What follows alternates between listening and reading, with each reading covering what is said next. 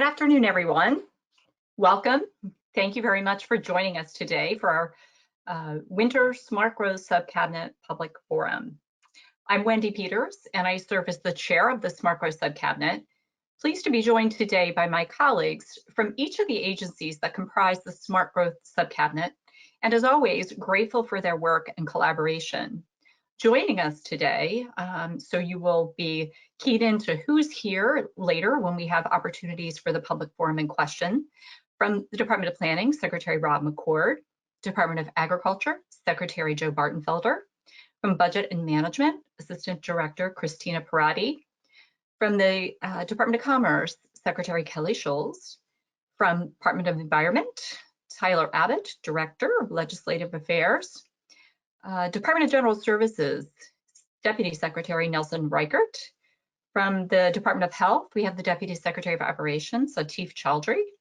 From the Department of Housing and Community Development, the Director of Community Programs, Kevin Baines. Assistant Secretary Jim Repkowski from the Department of Labor. We also have from the Department of Natural Resources, Secretary Jeannie Hadaway-Riccio. From the Department of Transportation, Deputy Secretary Earl Lewis. The Higher Ed Commission, we have Daniel Schuster. From Maryland Energy Administration, Director Mary Beth Tung. And from the Department of Assessments and Taxation, Director Michael Higgs. The Smart Growth Subcabinet is required by statute to meet twice a year to discuss local government issues relating to activities that affect smart growth, development, neighborhood conservation, and resource management. And you may remember that we typically schedule these meetings during MML and MACO. Given what we faced with COVID, we've kind of moved these subcabinet forums to the virtual world. It's our hope that we'll be able to kind of put together a hybrid in the future where we actually have the public forum at the same time with the hybrid version to be able to allow more participation across the state. If you've attended these previous virtual public forums, you've seen that we really tried to have an element to present good information that is helpful across the state. We've looked at the roadmap to recovery initiatives, and we've highlighted a number of successful state and local collaborations that illustrate just how many state programs can make a difference across our state. So you're probably also very used to this by now, but a couple of housekeeping things with regard to GoToWebinar. If you have a question, you can submit it at any time by using the questions tool in the control panel there, located on the right side of your screen. After the presentations, we'll have a short Q&A session to answer questions about the outdoor recreation and anything else that you might have. So please feel free to submit your questions.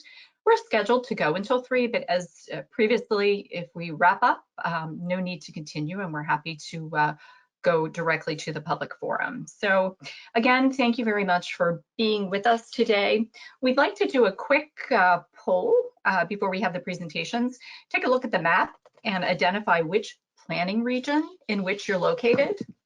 We'll show the listing of the regions once you have an opportunity to respond. Central Maryland, Capital, Upper and Lower Eastern Shore, Southern Maryland, Western Maryland. So again, you have an opportunity to respond to the poll question. Chuck, I think you're summarizing the results for us. We are getting the results and they're still coming in. So just in another 15 seconds, looks like we got almost 75% voting so far. Okay, here there's results. 58% Central Maryland, 15% Southern Maryland, 9% Western Maryland, 9% Capital, and our Eastern Shore as well. Great. Thank you for those responses. The second and final poll question, which of the following best describes your role when it comes to smart and sustainable growth? Elected official, local planning department, state agency official, private and nonprofit, or general public?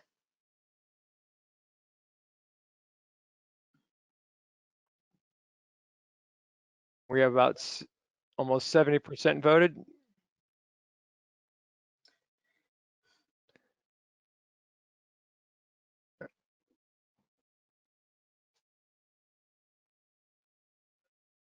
Okay, here are the results. 56 state agencies, 24% local planning departments, 15% local government, and 3% general public and private nonprofit. Great. Well, whatever your role, we're glad to have you here and we thank you for joining us. I'm really excited about the program that we put together for you today. As Marylanders, we're really fortunate to have the many natural, cultural, historical, and recreational resources across our state. But we're also very fortunate to have Governor Hogan's leadership promoting the stewardship of these resources and really supporting the economic investment across our recreation industry. In 2017, Governor Hogan signed an executive order creating the Moore Commission, Maryland Outdoor Recreation Economic Commission, to focus on strengthening our outdoor economy. I'm pleased to have the co-chairs of the commission, Secretary Kelly Schultz and Secretary Jeannie Hadaway-Riccio, with us today to share a few words about the commission's work. Following them, we'll have 3 presentations focused on outdoor recreation, tourism, and historical resources. We hope this information will help you to find ways to collaborate and really leverage the resources in your region. As always, we stand ready at the state to partner and to assist. So please, without further ado, please welcome my friend and colleague, Secretary Kelly Schultz. Great, thank you so much. How are you doing today, Wendy? Great, great. Glad it's a very exciting topic and lots of good opportunity here. So pleased to have you all here. Well, I think we're really excited about it too. And I'm really excited because there's so many advancements that we've made even in the course of the last couple of months. Obviously, Secretary Hadaway-Riccio and I, we are so excited to talk about this in the unveiling, I guess officially to the Subcabinet, to the Smart Growth Subcabinet, the Maryland Outdoor Recreation opportunity. And we've really come a long way from when we first started talking about this. I think we first started when it was back at the beginning when I came to Commerce almost 3 years ago. We're going to talk a little bit more about that, but I want to note that outdoor recreation is just one area where our 2 departments at Commerce and Department of Natural Resources has worked together. And this is specifically to enhance and promote our state's outdoor assets, which include our national and state parks, as well as the wonderful guides and outfitters who can help our visitors enjoy the best and most beautiful experiences that Maryland has to offer. Commerce and DNR have also worked together with the Maryland Sports Office on the Maryland 5-Star at Fair Hill. Hopefully many of you were able to experience that this past fall. And that's the major new annual equestrian competition in Cecil County. It was absolutely spectacular. I also want to note that Garrett County, Allegheny County, and the Appalachian Region Commission are working together to fund a study that will look at ways to develop a lifestyle manufacturing hub in Western Maryland. Lifestyle manufacturing involves, for those that don't know, producing products that make outdoor recreation and tourism enjoyable. So think about manufacturing bicycles, athletic wear, and other types of equipment. It could even be breweries where you might stop in for a craft beer after a hike. That's an important nexus between the preservation and stewardship of our natural resources. Maryland Tourism's efforts to attract visitors and Commerce's support of manufacturers and other business sectors.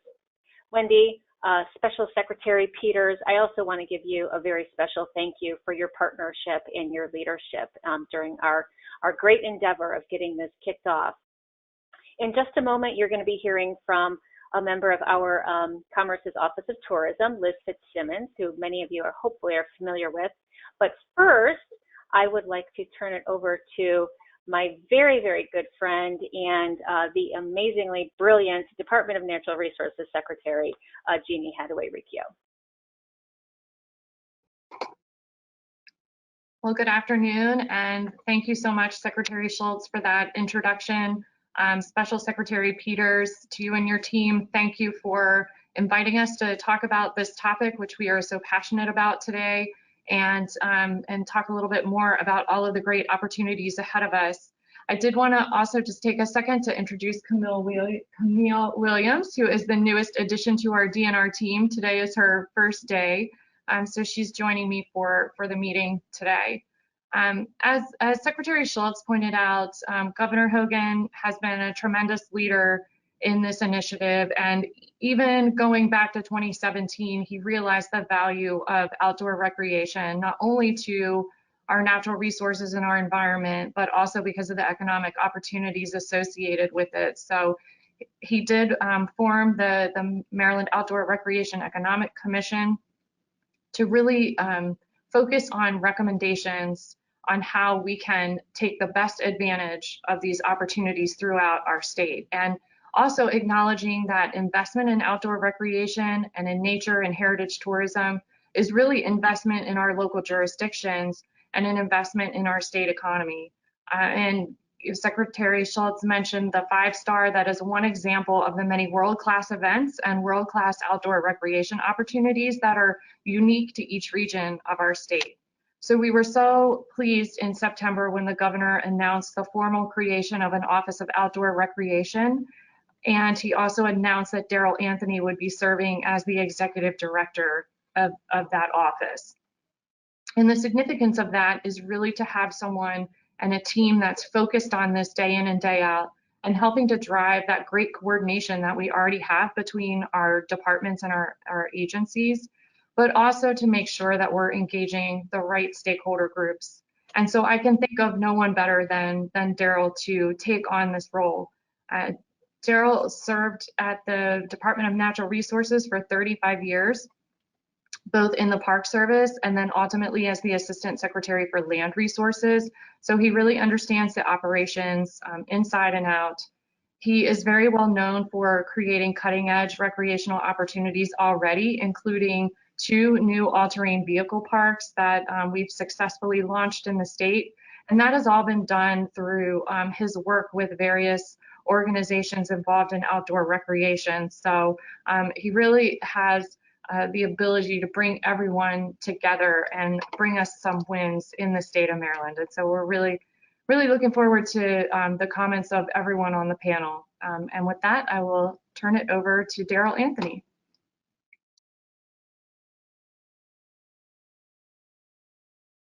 Hi, good afternoon, everyone. Hope everyone can hear me okay. Thank you so much, Madam Secretary, for the amazing introduction. I hope I can live up to your words. This is an amazing opportunity to be the Executive Director of the Office of Outdoor Recreation. The Office of Outdoor Recreation is a new office within the Department of Natural Resources. This office will work daily with our partners in commerce, as well as partners within other state, federal, and local agencies to get our work done. I'm excited to have this opportunity. Next slide.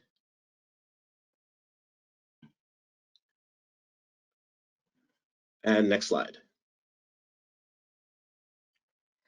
So the Office of Outdoor Recreation was established to support and enhance Maryland's outdoor recreation industry. We want to increase equitable access to the outdoor recreation opportunities within this state. We want to implement the recommendations of the Moore Commission and expand Maryland's world-class outdoor recreation capabilities.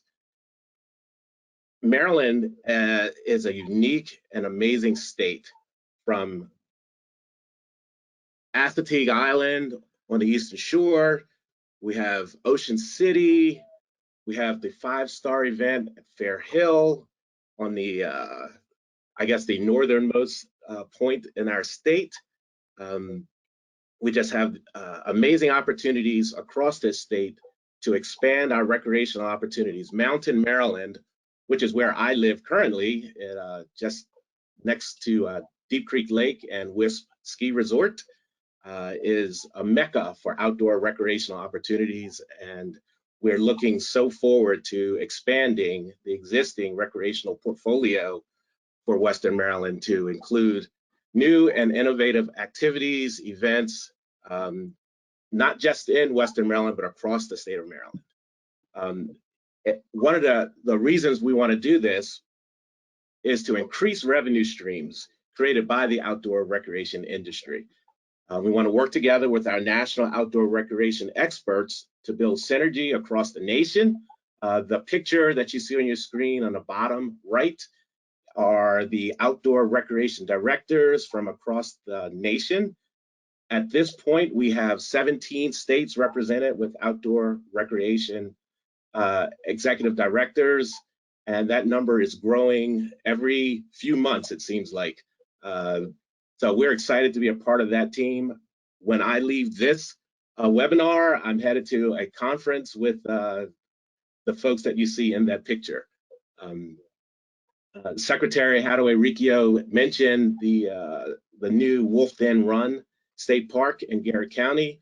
The picture that you see on the upper left of your screen is Secretary Hadaway Riccio in a 4x4 or side-by-side vehicle sitting next to our Lieutenant Governor, who is also operating a side-by-side in Wolf Den Run State Park. It's exciting to have that opportunity within the state park system. It's a first of its kind. We're also looking at expanding those opportunities in other places throughout the state, as well as other recreational opportunities that can be represented within the state of Maryland. One of the other factors that we're working on is designating Maryland outdoor recreation leaders as outdoor recreation ambassadors. There are a lot of amazing existing outdoor recreation leaders within our state, and they need to be recognized for the great work that they're doing. Next slide.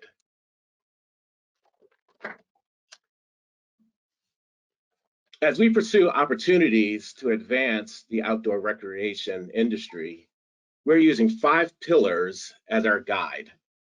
Those pillars are conservation and stewardship, education and workforce development, public health wellness, equity and inclusion, and economic development.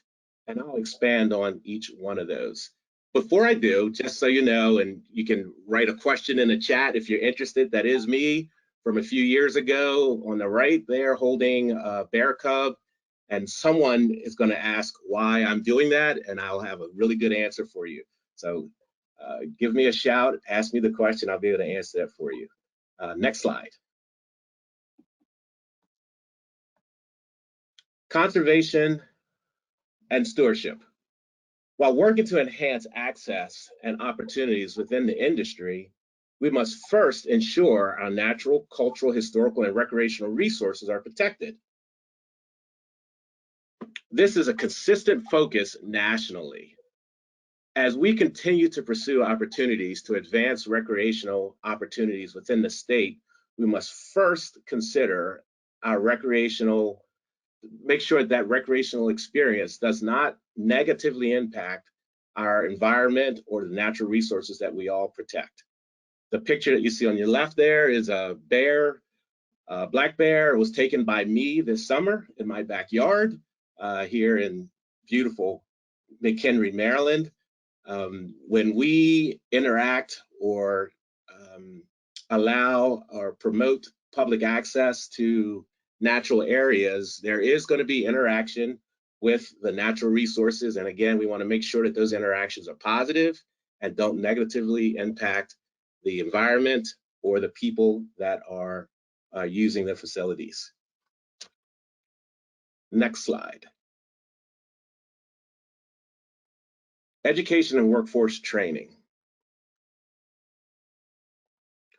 We're working with our educators throughout the state to identify appropriate curriculum and trainings that will enhance the pool of viable candidates to work within the outdoor recreation industry.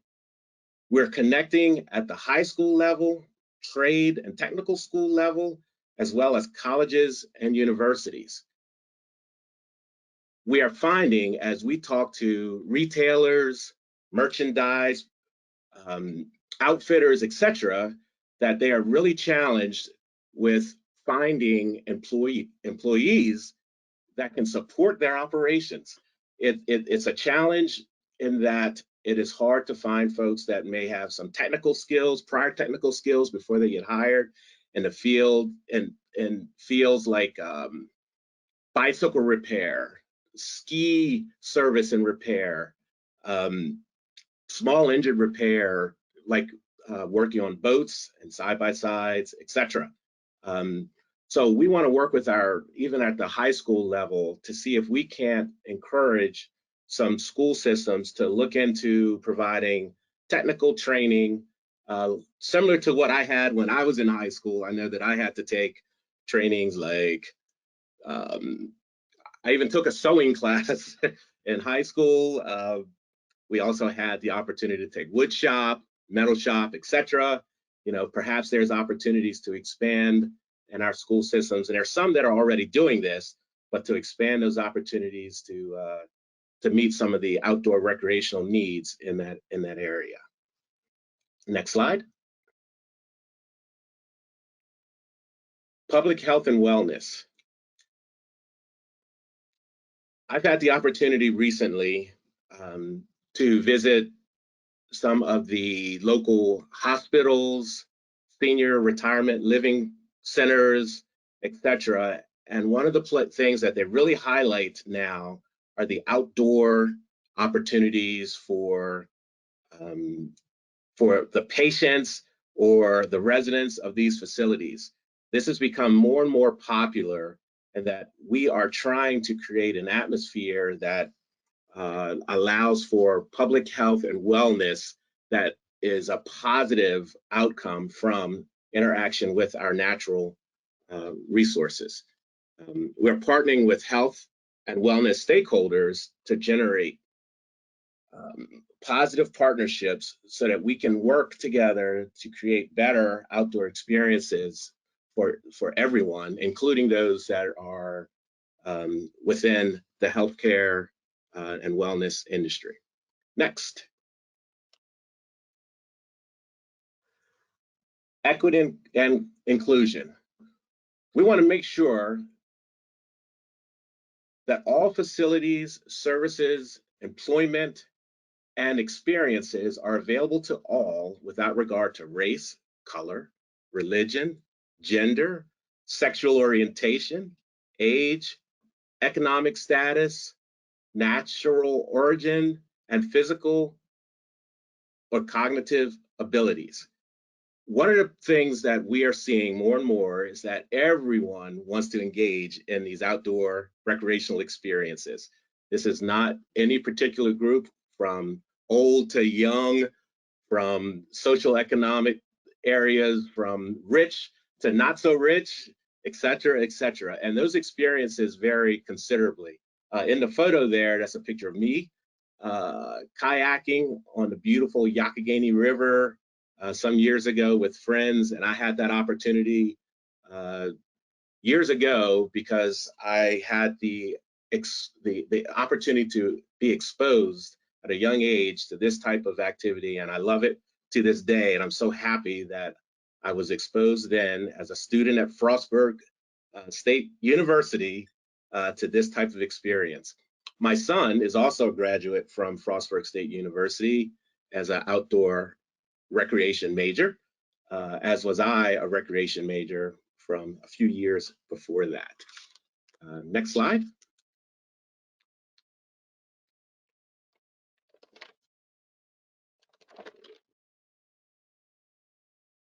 So we're collaborating with all stakeholders to establish and improve sustainable outdoor recreation infrastructure and funding. We want to engage federal, state, and local governments, as well as local and regional economic development organizations, to attract, retain, and expand business and market the outdoor recreation economy. We want to address barriers to businesses and success in the outdoor industry.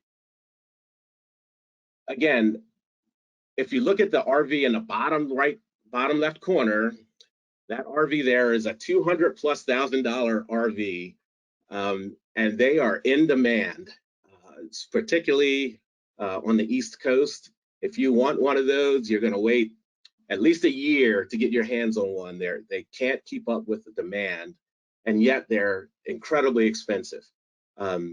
One of the issues that the manufacturers, the retailers, the service industry is running into is, can we get people to buy them and hold on to them if we don't have the staff and the technology and to maintain those vehicles? So it's reciprocal, and that in order for us to create and maintain the level of economic development associated with the purchase of boats and RVs and some of these big ticket items like that, we have to build a background within the industry that can support the folks that are purchasing these items.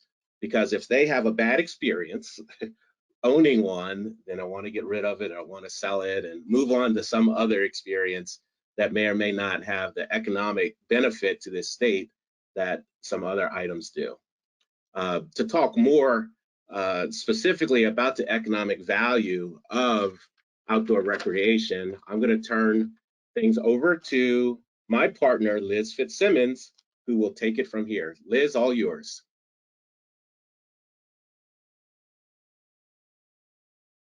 Thank you, Daryl. And I want to go out with you the next time you're that close to the baby bear, not the big bear, because that's a little scary to have in your backyard, but so awesome. And I want to give a big shout out to Daryl for being a partner, and to the Secretaries of Commerce and Department of Natural Resources for guiding our efforts in this and giving us permission to go out and really work to build on our outdoor recreational brand and be able to bring that to life. I also want to give a shout out to Greg Bird, who is running our slides for us today, which is always probably one of the more stressful things that anyone has to do during these presentations. So thank you, Greg Bird. Greg, can you go to the next slide and then the next slide? One of our caveats, our positioning statement, follows the governor's open for business. We adopted that brand of open because we know for tourism that people want to be open to new experiences. They want to be open to seeing new things, and open for making only in Maryland memories.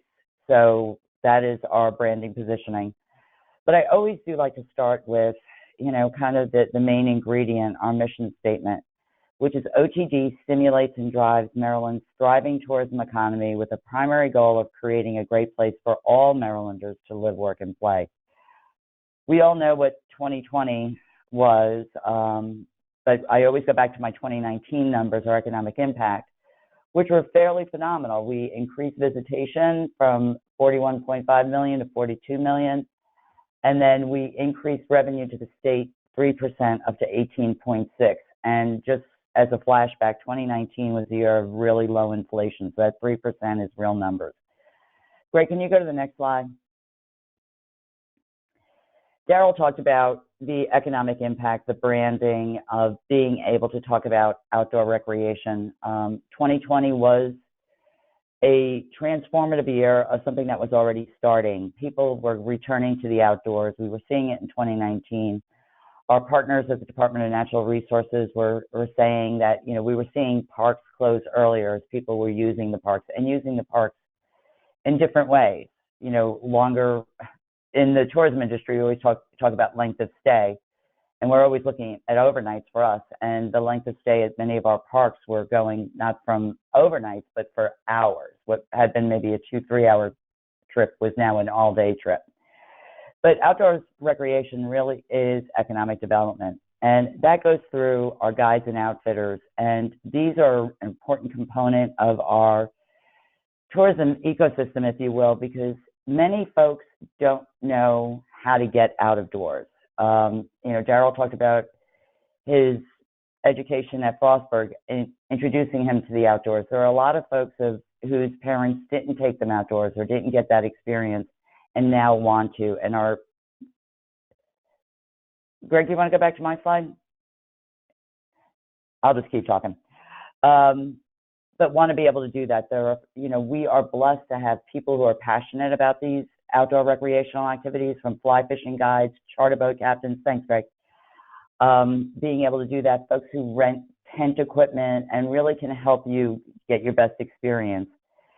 There are our retail operations, and some of that, a lot of folks look at like an REI, but there's also these great operations like Blackwater Paddle and Pedal over on the Eastern Shore, C&O Bicycle out in Hancock, all those other different folks who are working to bring a great outdoor experience to folks. our good friend Steve Green out at Eastern Mountain Sports out in Garrett County. The one thing, outdoor recreation is definitely making its move, and that collaboration between outdoor recreation and tourism, because it really is one thing, are when accommodations start really working in that space. Town Hill out in Western Maryland, they will come down to the C&L Canal and pick you up, or they, on their website, actually encourage you to ride the 1,300 some odd elevation up to their hotel, but they'll come get you. And then the Fairfield Inn in Cumberland, that's been there for a while, went and built a bike repair station right there. So that beautiful bridge between those two are definitely in there. Of course, restaurants. We have restaurants up in the northern neck of the Chesapeake Bay that if you catch a snakehead, they'll fillet it and cook it for you. And I hear they're really great eating. But one of the big recommendations inside of the Moore Commission report, which is a great document, work over a couple of years. I was fortunate enough to serve as staff and was also a commissioner. But one of the big things that was talked about a lot was building the destination brand. And we at the Maryland Office of Tourism have had a great partnership with our good friends at the Department of Natural Resources. Probably one of the biggest evidences of that is our Fish and Hunt initiative. If you Google Fish and Hunt Maryland, you will see a world-class site that talks about how you can have these outdoor recreational experiences in that fish and hunt space.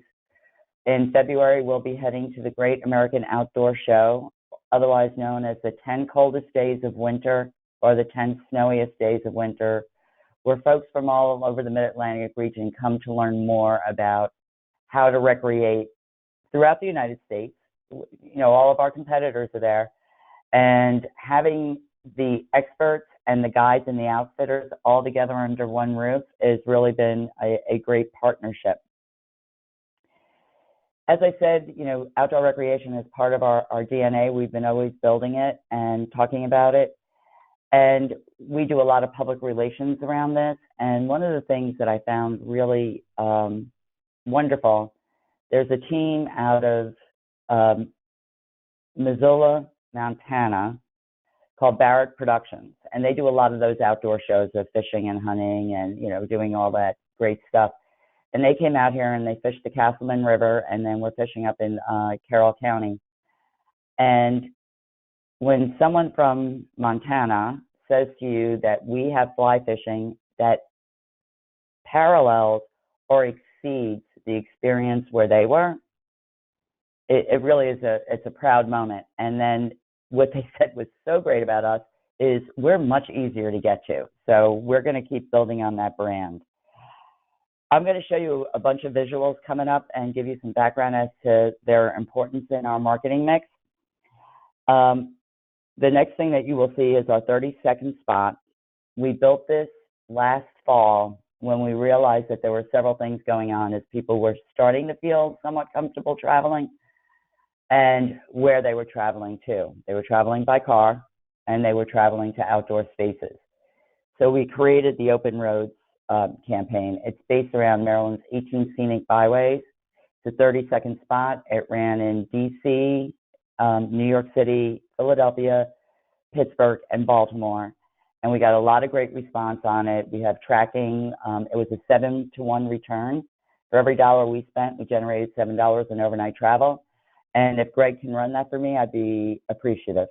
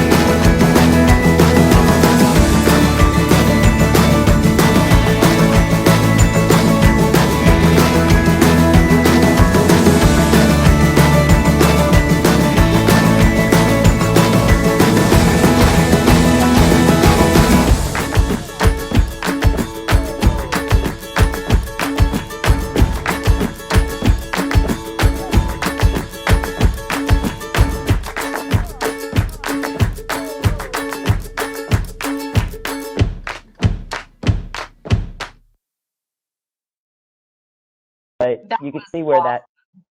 That was awesome, Liz. Great job. Oh, thank you. Thank you. It's a beautiful state. Greg, do you want to try and run the TV commercial? They're just a little out of order, but we'll make it work.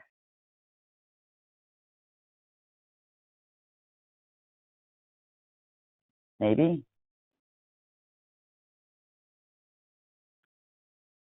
All right, so the 18 scenic byways, we have, Daryl's off-road vehicles in there. We have my new favorite bird to try and find, the green heron. I don't know if you saw that take off, because birding is very much a big part of the outdoor recreation space. It's never about just the road, but being open for where the road takes you. Open for something other than the same four walls. Open for a night away, having someone else make the bed. And just, well, getting out. So hit the road, Jack, and everyone else who's open. Because Maryland is open for you. Skip the highways and be open for the byways. $7 for every dollar that we spent in promotion.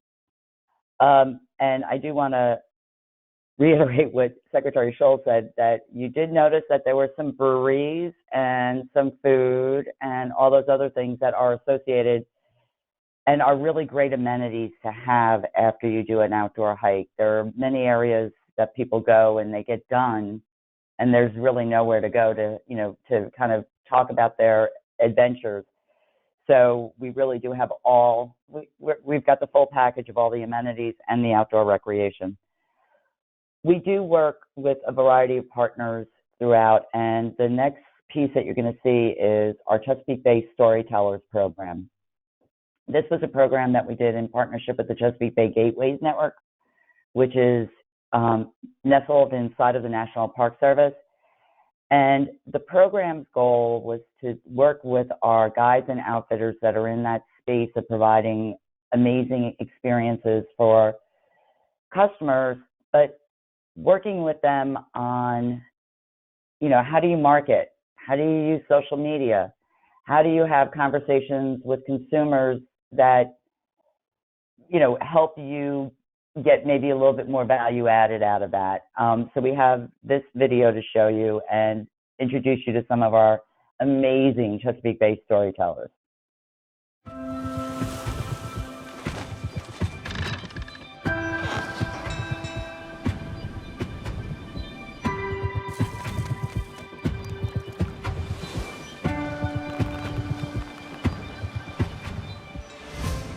The Chesapeake Bay is filled with stories. Experience exciting Bay adventures with authentic storytellers. Chesapeake Bay storytellers are more than tour guides. They live the history, the ecology, and the adventure every day. We'll show you some of the best fishing and crabbing spots on the bay.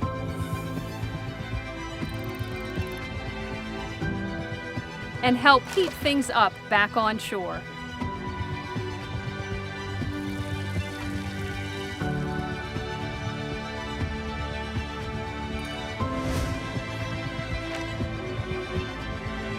Discover how you can help the Bay thrive.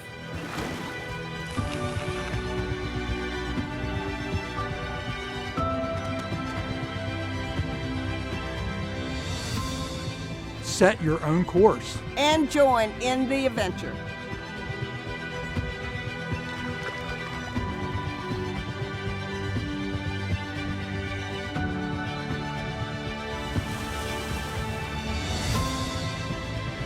Journey the open waters to discover the Bay's maritime history and natural wonders.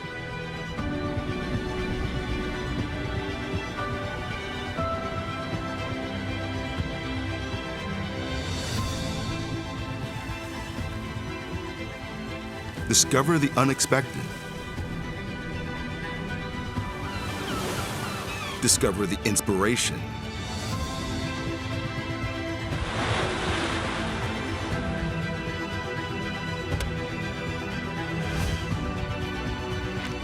Explore the Chesapeake Bay and discover your own story.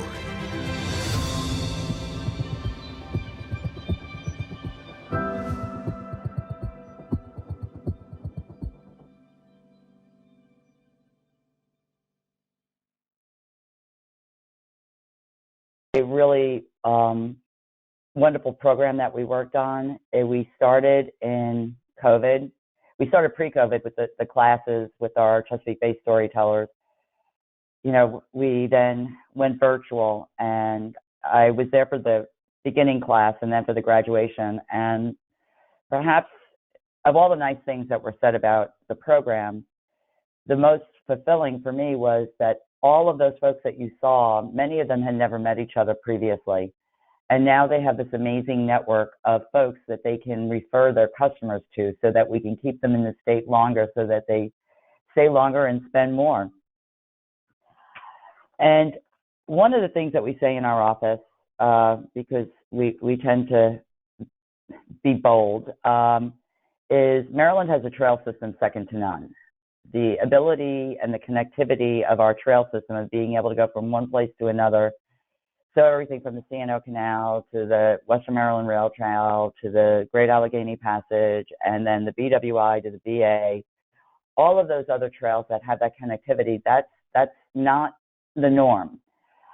So we do have what we call our social videos. We have a lot of them, but I just wanted to show you our trail system second to none.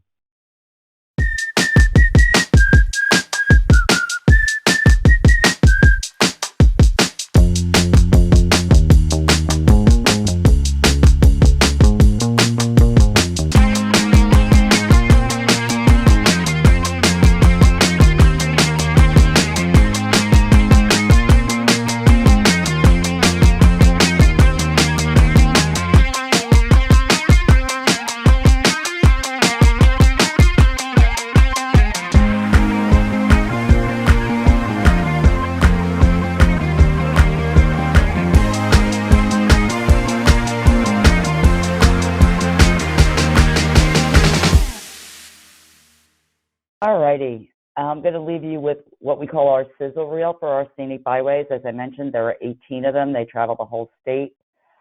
Again, outdoor recreation very much tied into all of these. And when we talk about our 18 byways, one of the things that we feel very positive about, and we get a lot of great consumer feedback, is oftentimes people tell you what you want them to do in advertising and marketing. But the great thing about the byways is we could tell people how to experience all those great things. So Greg, if you could run the last of our videos, that would be great.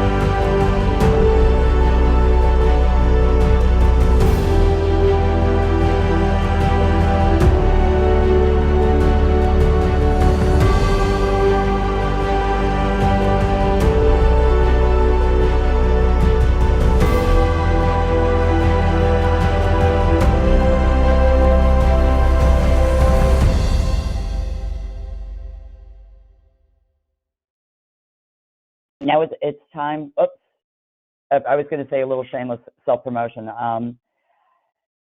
Please go to visitmaryland.org. You will find all of these videos there. I am going to encourage everyone who's on this call to give the gift of Maryland travel this year. It's a great way for you to help Maryland's economy, but more importantly, to get your friends and family out traveling the state. So stop at a hotel, stop at a restaurant, stop at some of these retailers, some of the guides and outfitters, get a gift certificate. If you go to visitmaryland.org, we do have some deals and discounts that are up for the holiday season. But that is a great resource for all things of traveling in Maryland, our outdoor recreation, our partnerships with Fish and Hunt Maryland. So please visit maryland.org.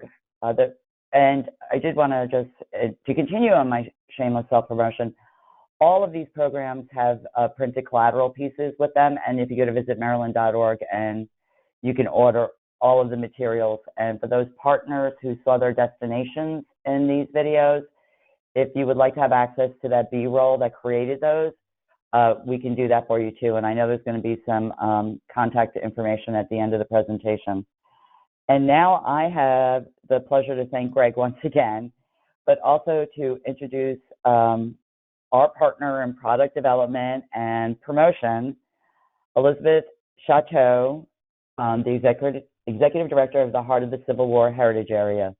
Liz, from one Liz to another, take it away. Thanks so much, Liz. And thank you, Secretary Peters, for the invitation to present today. I'm happy to be joining everyone here, and I want to add my welcome to Daryl Anthony. I have no doubt that the Maryland Heritage Areas Program and the Office of Outdoor Recreation will move in synergistic ways, and the people of Maryland will benefit. I chose this slide as an opener because it's emblematic of a theme I'll repeat again today. Every outdoor recreational experience in a Maryland heritage area is a brush with history, sometimes intentional, sometimes accidental. And just think about all the meaningful things that converge here in this image. Our Appalachian Trail hiker is having an adventure. Whether he's out for a few days or working on a through hike, I don't know, but he's on a rigorous, nationally acclaimed historic trail, stopping for a moment to learn about the Civil War at South Mountain, and enjoying an incredible vista that speaks to the scenic beauty of our part of Maryland. Outdoor recreationalists experience the power of place in transformative ways as they encounter history, nature, and culture in their physical activity that also has a spiritual aspect. And next slide, please. Outdoor recreation is embedded in the Maryland Heritage Areas program. And you see here the cover of the program's strategic plan and some excerpts that emphasize the role of heritage areas with state and local land preservation, park and recreation plans, program open space plans, byway and trail management plans. The MHAA strategic plan also affirmed three main categories for heritage areas to focus their entrepreneurial energy: developing heritage tourism product, building partnerships, and sustaining regional identity.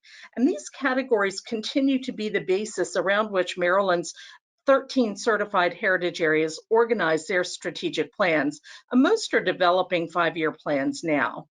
All heritage area directors are mindful that outdoor recreation has a place in each of these three categories.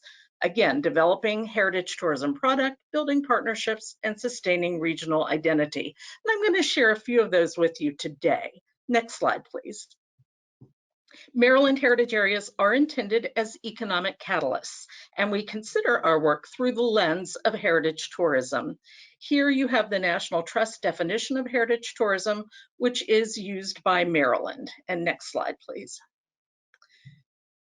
Investing in heritage tourism through Maryland's Heritage Areas program pays off. Most of you have probably seen this, but it's worth revisiting. A recent study found that the Heritage Areas program brings $2.4 billion in annual economic impact, and equally impressive numbers in terms of jobs and state and local tax revenues. You can see here that the program's 13 certified heritage areas touch every county and the city of Baltimore. Next.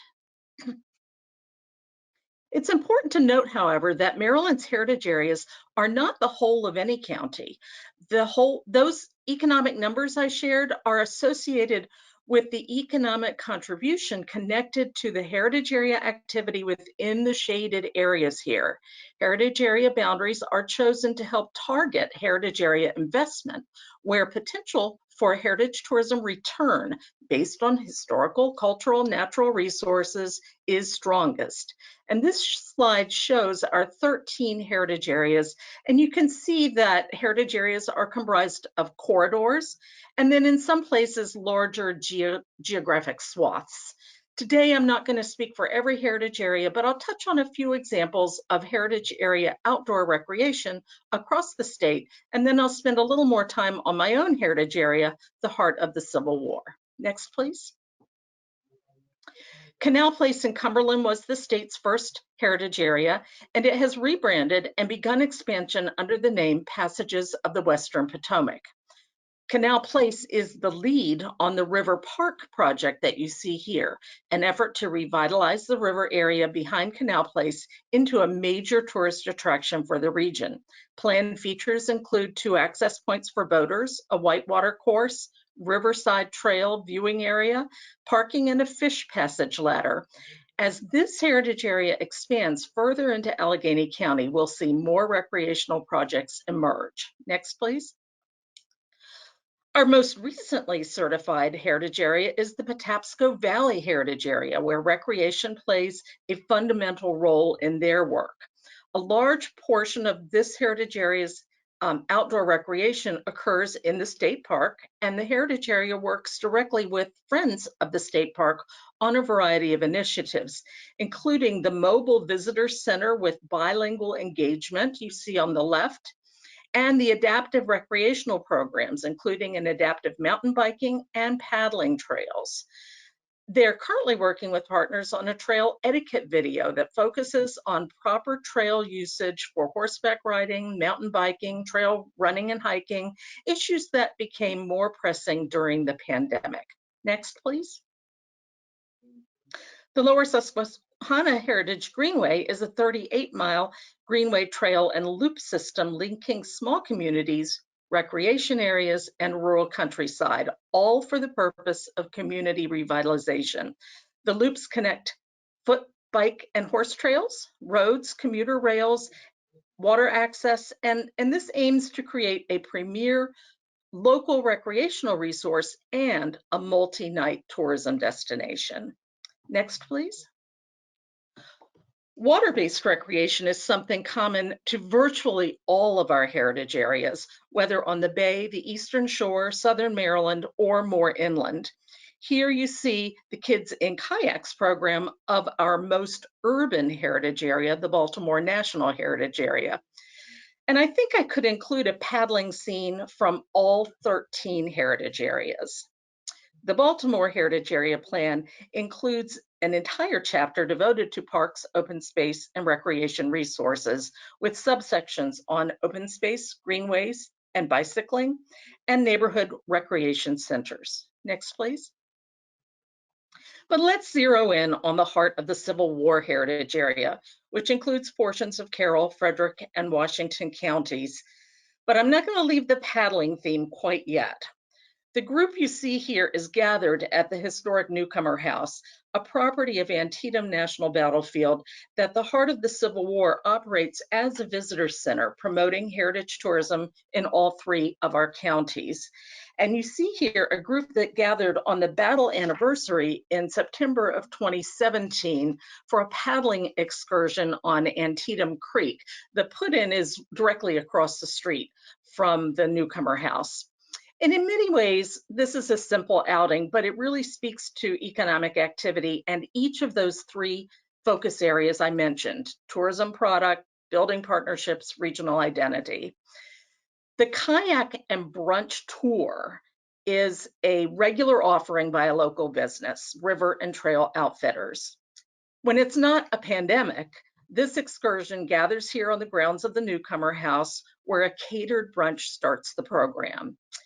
And that happens before the house is really opened up for the day. In this case, this particular group enjoyed a history lesson provided by one of our revered local historians. Our role in the development of this kayak and brunch tour product has been modest but important. When the outfitter renews its permit with the Park Service checks in with us. Do we want this activity to continue? What is our experience with the coming and going of the business for these tours? Are we satisfied that it continues in a respectful and appropriate manner for the battlefield setting? That's the Park Service doing its due diligence, but we're happy to relay a positive response and help assure the ongoing availability of this recreational heritage tourism product. And we also see partnerships here. This slide really sings in when we start to break down the partnerships. Of course, we've already identified Antietam, River and Trail Outfitters, and the Heritage Area. But this particular gathering was an event for Preservation Maryland, and Civil War Trails also got in on the action. It was a sold-out program. Next, please. Here you see the group has made its way to Burnside Bridge. Sustaining regional identity is also embedded here, not only because people are guided through history that is both local and national in significance, and from a unique experience and a unique perspective on the waters of Antietam Creek. But in this case, the kayaking guide is an individual with deep local roots who spent part of his time growing up at the Newcomer House. That adds more authenticity and appeal. He has some fascinating personal stories to tell about growing up in a house that witnessed the Battle of Antietam. And then, of course, we've got an economic win. Visitor spending with the Outfitter Service is a piece of it. Jobs are supported, such as the kayak guide and the caterer. And in this case, several important partners got a chance to promote their programs. At the end of the afternoon, a bunch of happy and hungry paddlers returned to the Newcomer House. And of course, this happens every time this kayak and brunch tour occurs. At the end of the day, they come in to the Newcomer House, take a look around, they use the bathroom, a key visitor amenity, and they chat with the on-duty volunteer about a good next stop for drinks or dinner, or maybe one of those famous ice cream cones they've heard can be found in Sharpsburg. The Heritage Area didn't engineer this activity, but our presence at the Newcomer House is key to the fact that it all comes together as it does. Another example is at Monocacy National Battlefield. A similar paddling opportunity is offered in conjunction with Frederick County Parks and Recreation. And here the Heritage Area has supported a successful grant application by the Monocacy Battlefield Foundation to develop a boat launch on the river there so that we can continue to see this type of programming develop at the battlefield. Next slide, please. So we're back at the Newcomer House, and you see our volunteer assisting 3 Marines who came for the weekend to hike. And for a while, we delivered our visitor services from the porch. I use this as a segue to note that we have been actively involved in supporting visitor center development in places where outdoor recreation flourishes. And next slide, please. At Catoctin Mountain Park, a Heritage Area grant helped with the final stage of fabrication and installation of a new visitor center exhibit that you see here. We're also able to provide a major grant for exhibit construction at Fort Frederick State Park, and a major grant has supported exhibit design for the new Antietam Visitor Center that is now underway.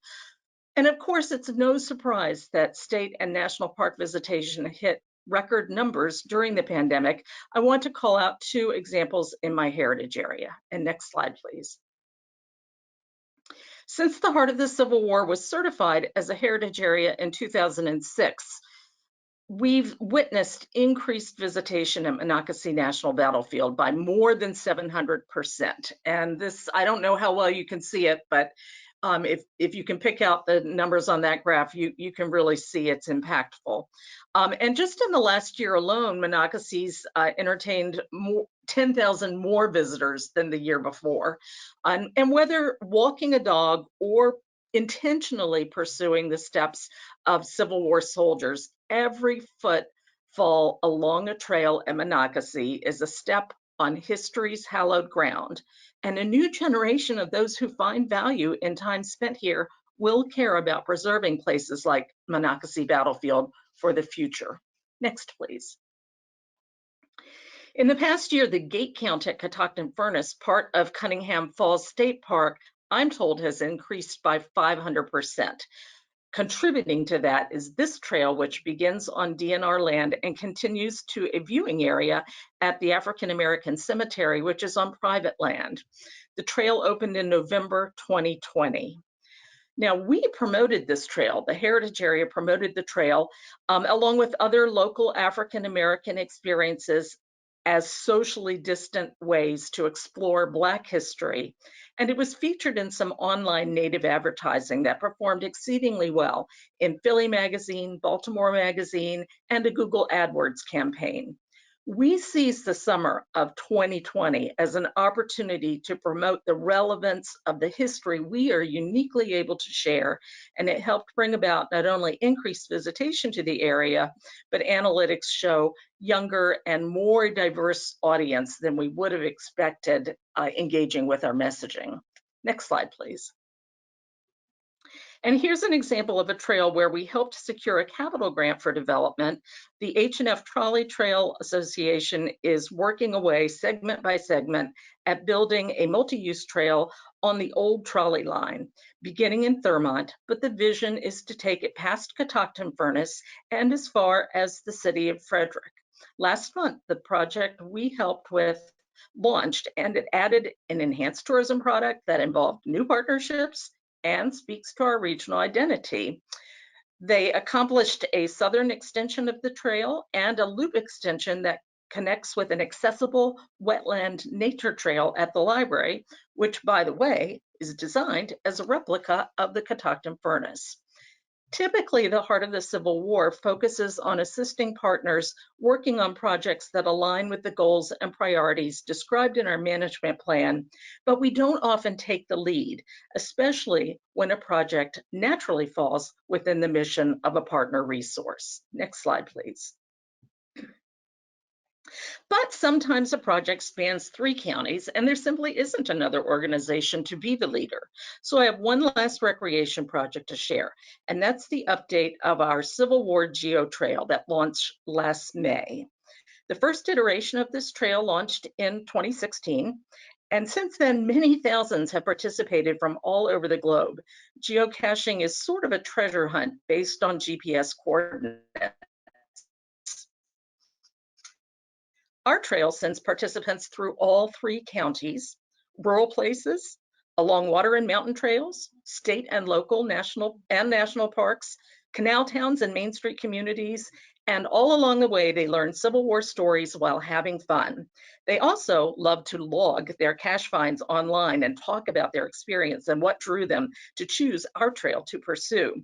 And besides a lot of folks within day trip distance, some plan this as a learning vacation for kids on spring break, or even as a bucket list item that will allow them to use the Heart of the Civil War as a base camp for visiting other battlefields like Gettysburg and Harper's Ferry and so forth, while also taking in everything that we've got right here in Maryland. This image shows our launch event at Washington Monument State Park, which occurred, this is our relaunch last May, and here we are also within South Mountain State Battlefield. And then my final slide here, this just shows you so many of the other types of outdoor recreation that I might have talked about if time allowed.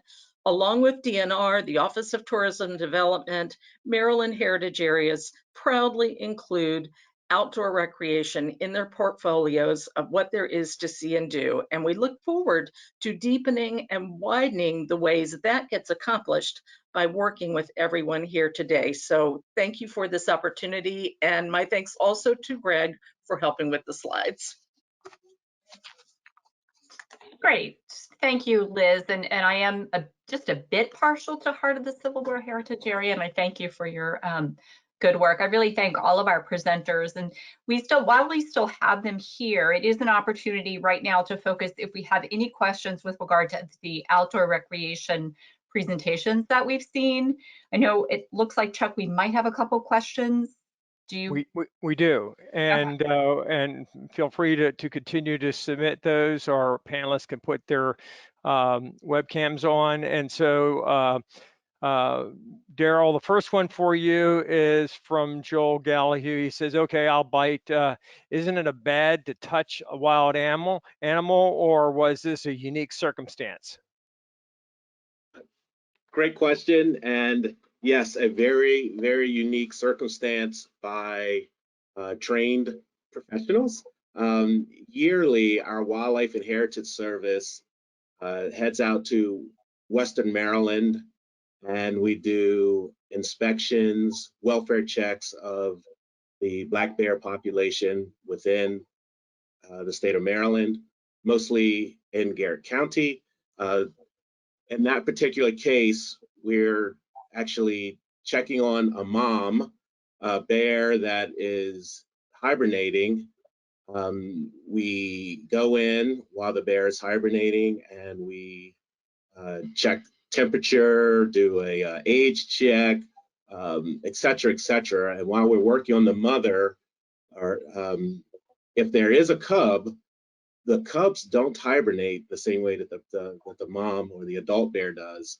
So we have to hold the cubs while the professionals work on the parent or the mom bear and we hold the cubs to keep them warm while our doctors and our staff do their work.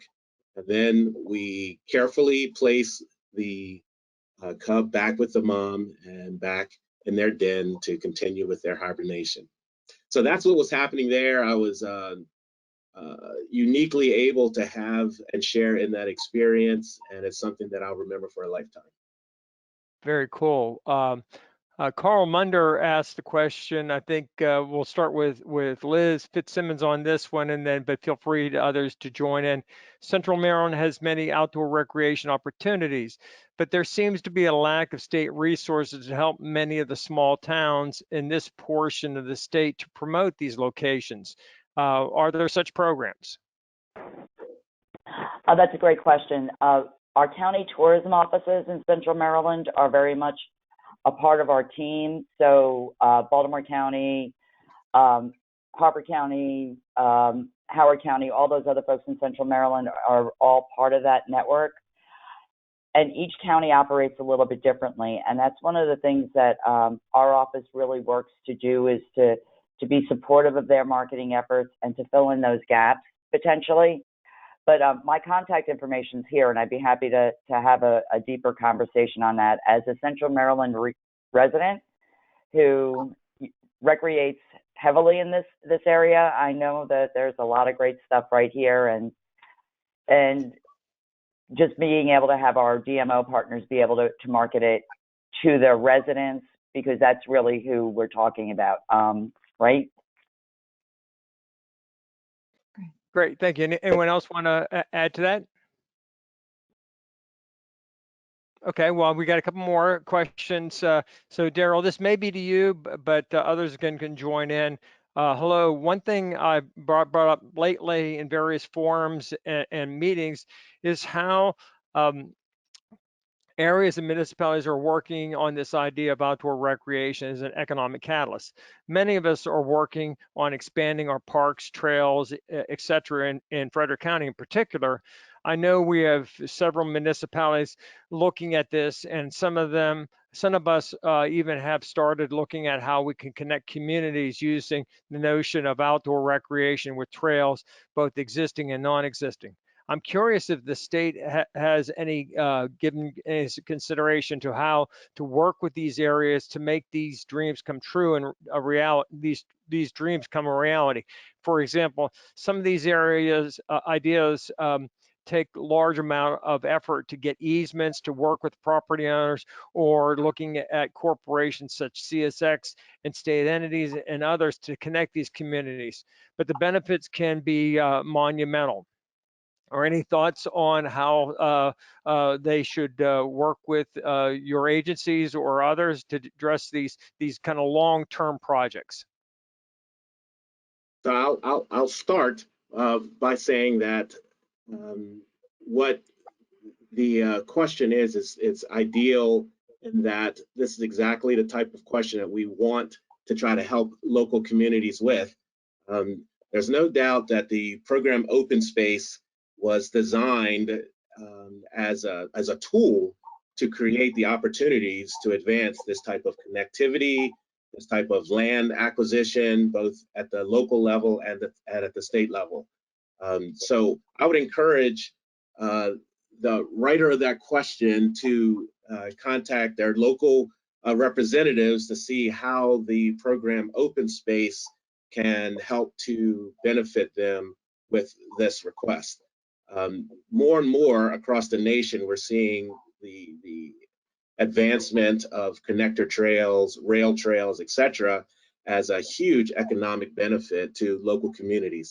I know 4 years ago, I did the Pittsburgh to DC bike ride, and it was a phenomenal experience for myself. I was with 3 other people. We did it in 4 days, and along that route, we stopped in many towns. We spent a lot of money in these towns during that ride, and every town that we stopped in, you know, the local businesses and community leaders talked about how amazingly beneficial this type of connector trail was to the economic development of those communities. And if I, sorry, so I think we're all going to say the same thing, that there are a lot of other resources out there that can help you build those conversations, whether it's a heritage area, so there's some Rails to Trails money, there's rec trails money, there's, you know, Main Street's Department of Housing and Community Development. But I think I'll say it, Daryl's 100% right, is to talk to your local folks and ask them to help you navigate all those pots of money that are out there, because that really is the key. Liz?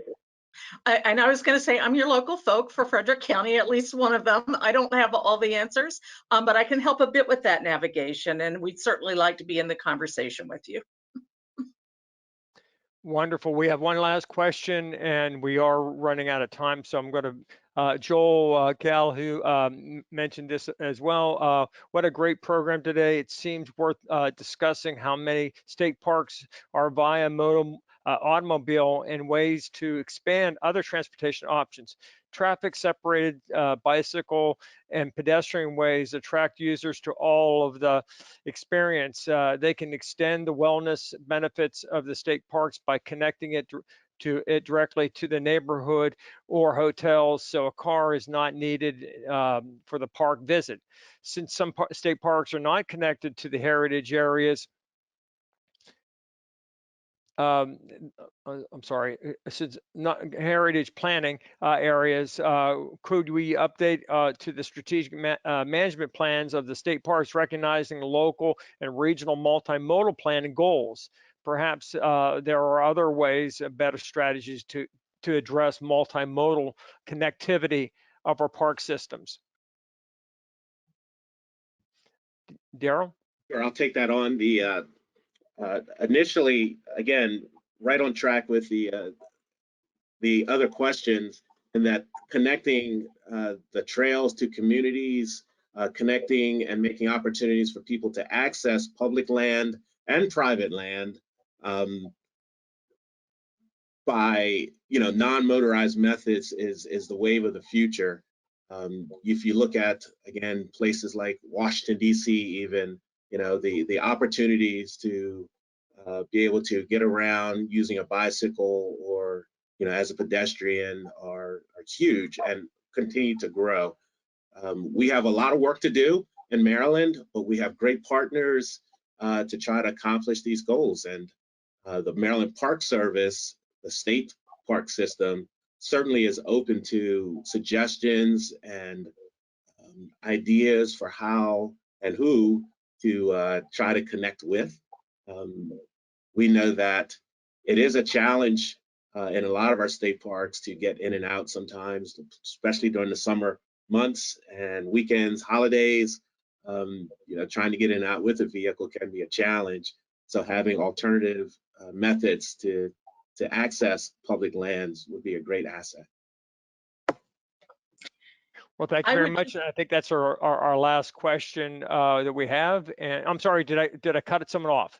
It's Liz Chateau. I was just going to say, as I mentioned, most of the heritage areas are at early stages in thinking about updating strategic plans. So as they reach out to the community with listening sessions and surveys and so forth, let them know that's important to you, and that's the best way to get it embedded in some of the heritage area plans. great addition. Thank you very much. With that, I think that's all of the questions that we have. I'm going to turn it back to Special Secretary Peters.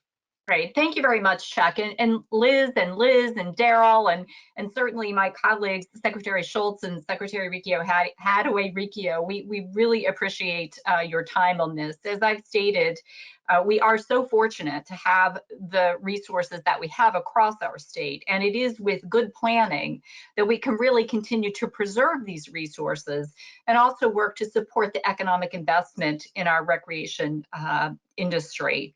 I hope today's program has really helped to provide you additional information to help in your planning, and also to help you think of ways to collaborate to really leverage the resources in your region.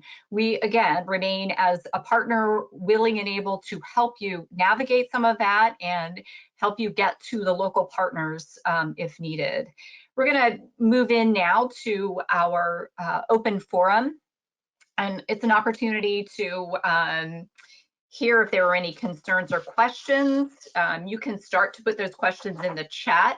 We do have a series of questions that came from the MACO Planning Directors Forum that really will help to start the discussion. We're fortunate to have this opportunity with the MACO planning directors and good collaboration and communication, and really work to try to resolve and address any questions that bubble up through that. The first one is really about climate change, and we would like to direct this to our NDE representative. I believe Tyler is on the line. Climate change is increasing precipitation, resulting in more stormwater and often flooding in our designated growth areas. State stormwater regs only address stormwater where development or redevelopment occurs, and MS4 permits are focused on water quality, not quantity. So how are jurisdictions to fund growing and costly stormwater management needs within mature growth areas without much new or redevelopment? Tyler, can you address this, please? Yes, I can. And hopefully everybody can hear me. I don't know if you can see me because I don't know if I can turn my video on. Well, we can hear you, but it's all good. So if you just want to. All right, good.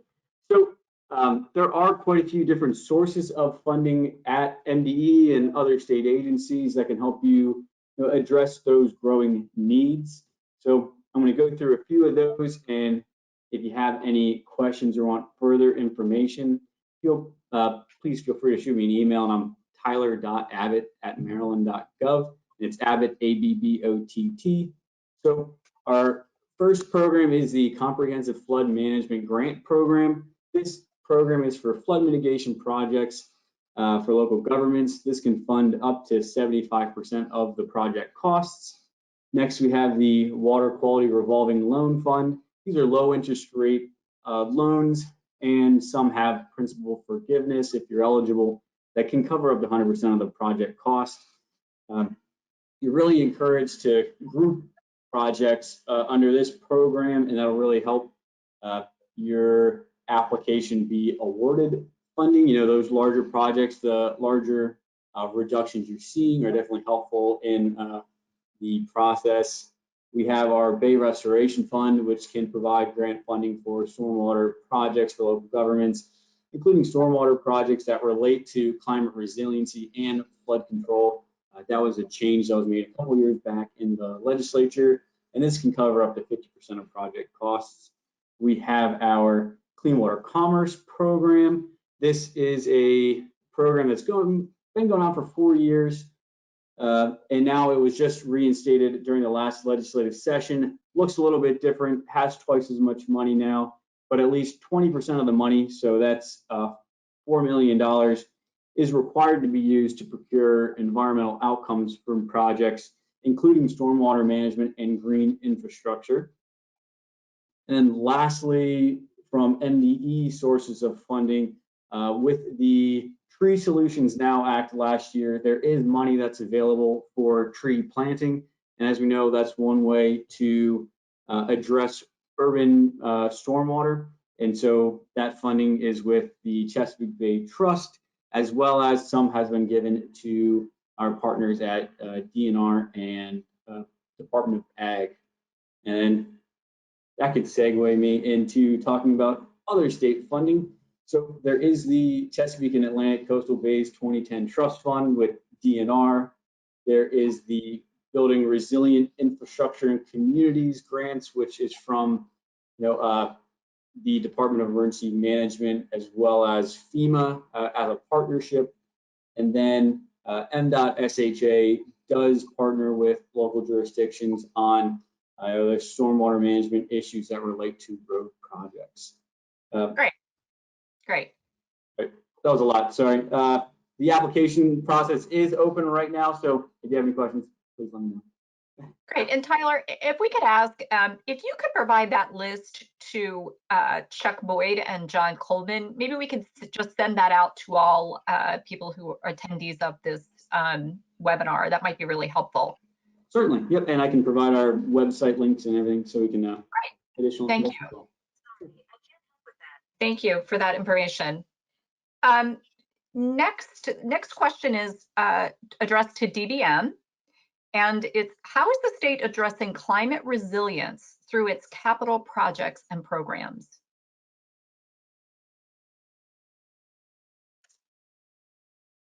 Just Christina there? Christina, you have to unmute yourself. There you go. Oh, there we go. Hi. So actually, some of this has just been covered by Tyler. So we have a couple of different ways that we address climate resilience, and as Tyler mentioned, there are various programs out there that we fund through our capital budget. And in addition to the ones that he mentioned, we have the DNR Resiliency Through Restoration Initiative. This is formerly known as the Coastal Resiliency Program, and it provides funding for natural and nature-based shoreline stabilization and flood reduction projects at vulnerable locations along the state's coast.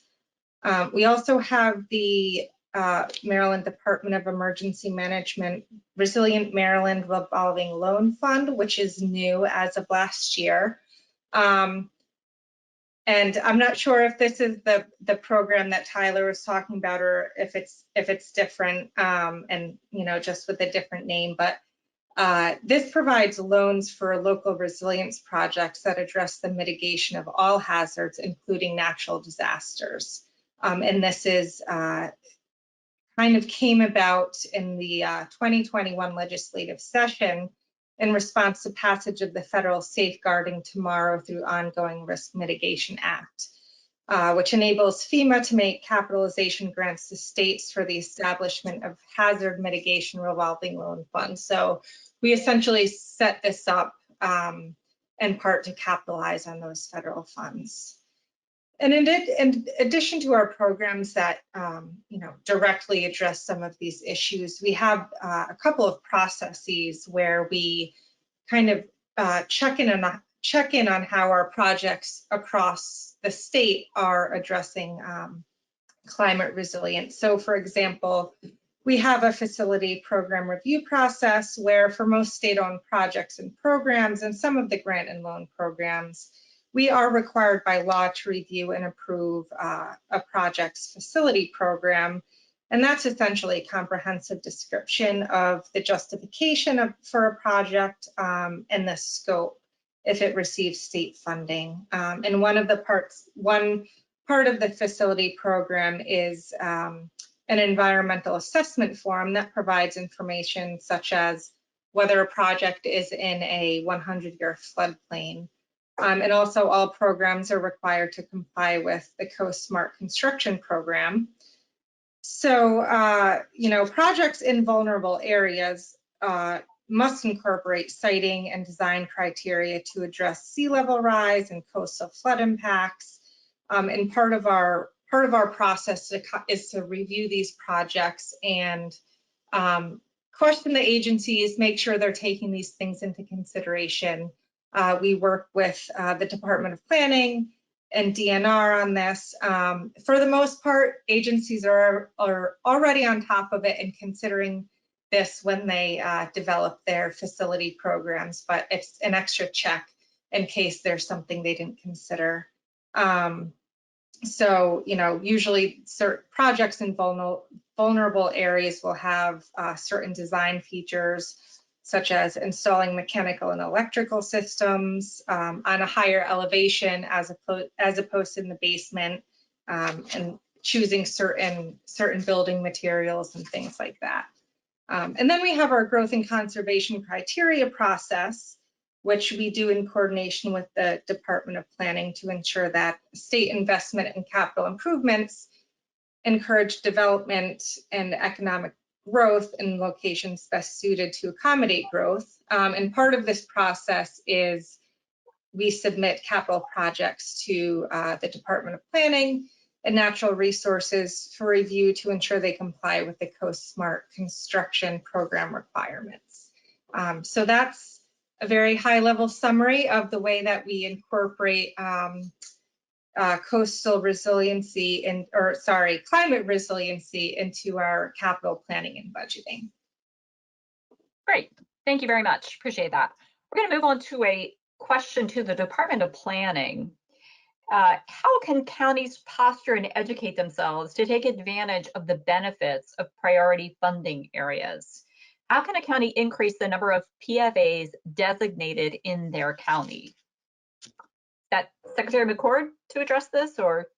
Yes, I can do that. Hello there. The very, very short answer is to reach out to your planning regional planner. Right. That regional planner has had this question come up time and again, and remember that they will know what areas might qualify as PFA if you're considering adding to the PFA, and that it's a local designation. Our website has plenty of useful information on it. It's important to remember that not all state funding is restricted to PFAs, and that the PFA designation only impacts the growth-related state funding, such as grants and loans for water and sewer expansions, new or widening state roads, or grants or loans for economic and community development. But even with those type of state programs, the PFA law allows for some exceptions for growth-related state funding outside the PFA under certain circumstances. So it's your regional planner that can provide you with more details on that. They have seen it before. They've had colleagues here at Planning that have seen it before and been very successful in navigating a PFA expansion. So the regional planner is the first and last part of that answer. So check with your regional planner. Great, thank you very much. We have a question. I think it's probably best addressed starting off with MDOT, and DGS might have something to add, but the question reads, we're very interested in what Maryland is planning to do with requirements for readiness related to electric vehicles and solar from a planning and permitting perspective. Our county has been reviewing local codes and ordinances, as well as the 2021 International Energy Conservation Code, to see what we might want to propose internally. At this point, IECC does not include EV readiness because it's not energy conservation. Deputy Secretary Earl Lewis, I bet you have an answer. Okay, I have a partial answer because obviously co-related issues vary by local jurisdiction. What I can tell you is that we're happy that there's good news about how Maryland is doing on the electric vehicle front. As many here are familiar, Maryland has a very active process and ongoing initiative to develop plans and policies through our work with ZVIC, Zero Emission Electric Vehicle Infrastructure Council. And I encourage all to visit MDOT's website for details on all that committee has accomplished. Meetings are open to the public, and our next meeting is scheduled for January 19th. I'll have Marty or Chuck put the link in the chat to help people navigate the website for more information. That website has links to information that could help answer that question because it has both local and national related activities tied to our website. I'd also like to say that as of November 2021, the end of November, we have 40,587 registered EVs in the state of Maryland. That reflects almost a 40% increase over the previous year. More recently, we've been adding about 1,000 a month plus, which is actually the first time we've done that. We've been doing that since the spring. Also, MDOT recently finalized our zero emission fleet transition study, which sets a course for us to transition 50% of MDOT MTA buses to zero emission by 2030 and 95% by 2045. Recently, there's also been some great news at the federal level. The bipartisan infrastructure law that was passed in November included some substantial new funding to support expansion of the EV network. Actual allocations of funding are under the bill have not yet been made, but we're expecting that Maryland could receive about $63 million over 5 years to support the expansion of the EV charging network in the state. To utilize this funding, the state will need to develop a plan with the details of what is needed, which is still to be determined. The infrastructure bill also includes a new discretionary grant program for charging and fueling infrastructure. These details about who will be eligible for the grants and how they will be awarded have yet to be developed, but the bill provides overall $2.5 billion in new funding for which Maryland can apply. We'll look forward to sharing all the details with other state, local, and regional partners as they become available, both through ZVIC and other stakeholder organizations. So thanks a lot. Yeah, good information. Does Department of General Services or any of our other agencies who are present want to chime in with any additional information? Just want to give you that opportunity. I know literally across the cabinet, there are a number of different agencies that are being touched by some of these questions. So, hi, this is Emily Soontorn-Saratul with DGS. I can speak to what we're doing in state government to roll out charging. We collaborate with other state agencies, but we've recently stood up a centralized EV infrastructure program to oversee the rollout of EV infrastructure, primarily to support an increasingly electrified state fleet, light duty fleet, so a little bit different than what Earl was just talking about. To date, we have installed 25 charging ports with another 100 ports actively in design or construction as we speak, and expected to be fully complete and opened for use by June for a total of 125 ports. And a year from now, that number will be up to at least 180 to 200 ports. So we're actively planning for more projects. And I'm happy to answer any other specific questions to what the state is doing at state facilities. Great, thank you for that. Okay, we have one more question that was submitted from NACO.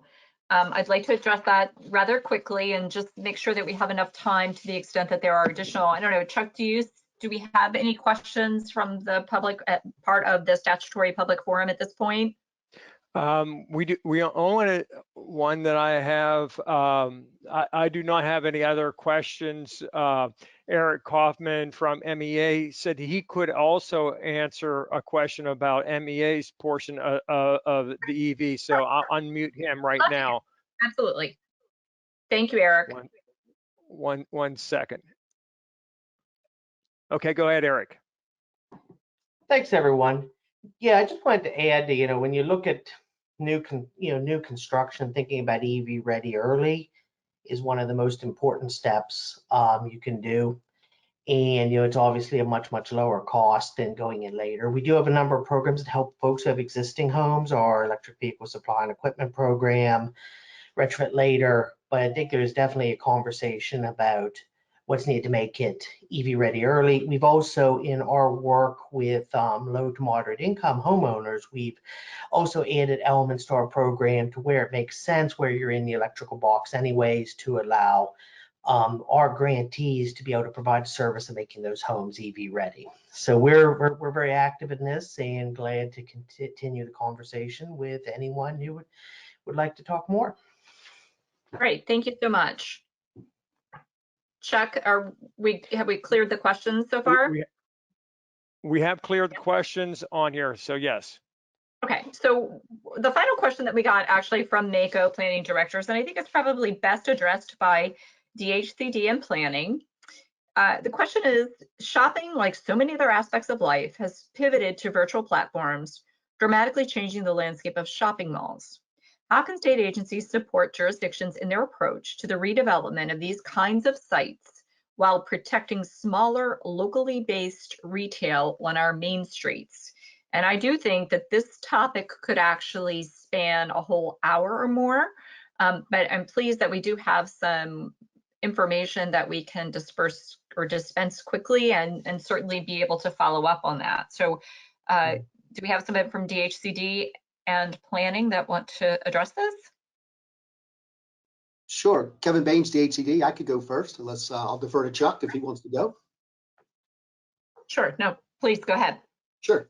Yeah. Well, just in general, I think it's a two-part question. I think I can touch on both parts, but it's kind of funny. I might go back to all the great information on the videos in terms of outdoor recreation and ecotourism. There is a perfect connection. I was enjoying the videos, and clearly I noticed you were showing nice little clips of Cumberland, Frostburg, Frederick, St. Michael's, Easton. So there's definitely a direct connection, a yin and yang between all this great outdoor activity and some of the vitality of our main streets. And I think that's the key. Our main streets offer things that your generic malls don't offer, right? I mean, the experience, the sense of place, the food and drink that kept, you guys were photographing a lot of good food and drink as well.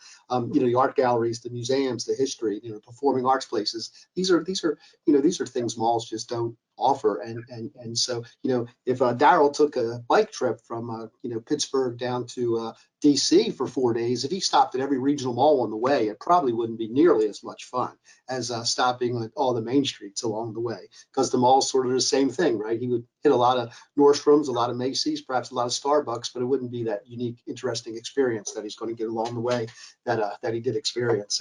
So I think that's why main streets are they are resilient and have been resilient. They fought, department stores, they fought, strip malls, they fought big malls, they fought regional malls, and yes, and now they're fighting e-commerce and they're fighting COVID, but they're doing their best. And we've been providing training to them to try to get them up to the 21st century in terms of having good websites, in terms of e-commerce, and the new little cliche is bricks and clicks. So in other words, they do need to get better about doing what they always do, and that's getting feet on the street and folks into their stores, but we're trying to get them better about folks clicking on their goods and services, whether that's placing orders to be picked up or orders to be shipped. So the bricks and clicks movement is happening, and they're doing well. A lot of them are really catching on and doing quite well. So I think, as you may know, Maryland has 33 main streets. We coordinate the Main Street program at DHCD for the state, working with the National Main Street Center and National Trust for Historic Preservation. And we have a partnership with the city, and the city of Baltimore coordinates 8 additional main streets. And we also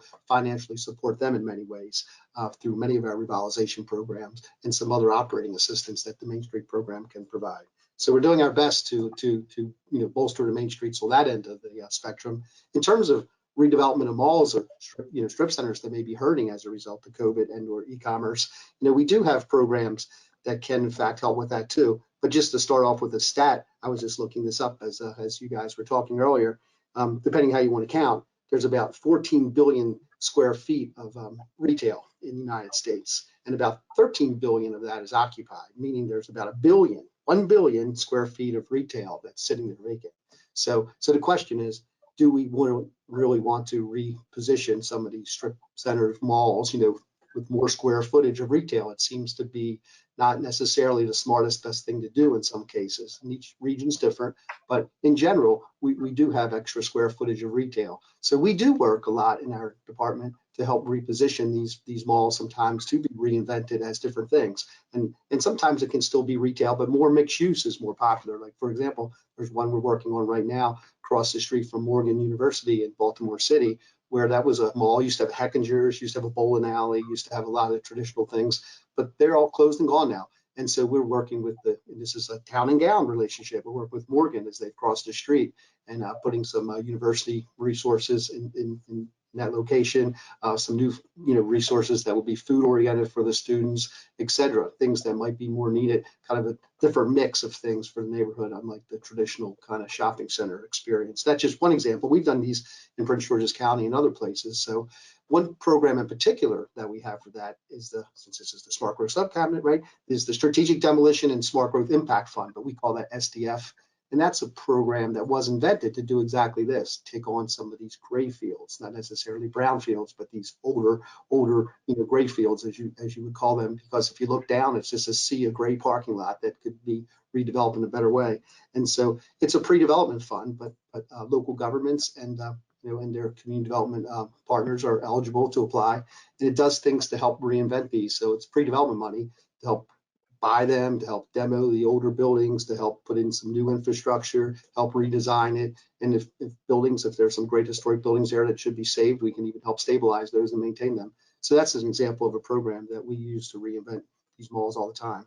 So with that said, I could turn over to planning if they have some additional comments. And again, like I should mention, so Kevin Baines, and if it's kevin.baynes@maryland.gov, if anyone wants to follow up with any specific questions about a specific property or project they have in mind, certainly like to talk to them. Great. Thank you so much, Kevin. I appreciate that information. And from planning's perspective, it's Rob McCord. Can you hear me? Yes, sir, we can. All right, there you go. I just remind you that we have some examples across our state of where people have been successful. One is the Pike and Rose in North Bethesda that has kind of reimagined themselves. And we have some communities that are including the declining shopping areas in their locally designated sustainable communities, and then they take advantage of DHCD's community legacy and strategic development demolition program. So consider that combination, and we work together with DHCD to do that. Others are working on redevelopment plans, which the regional planners are helping them with, and they become a catalyst for change. They get people at the local level working together to focus attention to solve that problem. And we're trying to keep highlighting just local solutions in the Reinvest Maryland story map that we have on our site, and other times that you'll see that in the planning practice monthly of just examples of what's going on around the country.